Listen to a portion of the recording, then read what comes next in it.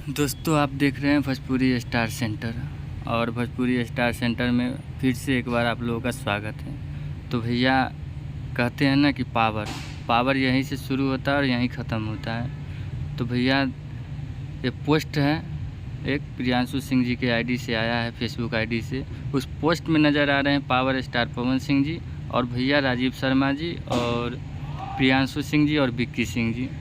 तो भैया, कल लाइव आए हुए थे राजीव शर्मा जी और उनकी आवाज़ में बहुत गंभीरता थी और आंखें नम हो गई थी उनकी। तो और पोस्ट में लिखे भी थे कि खेसारी टीम छोड़ दिए हैं। और अब इस पोस्ट से पता चल रहा है कि सही में राजीव शर्मा जी खेसारी टीम छोड़ चुके हैं। और ये देखिए भैया, अपना पावर स्टार पवन सिंह जी किसी को भी, चाहे दुश्मन हो चाहे दोस्त हो, सबको अपना के रखते हैं। ये होता है पावर।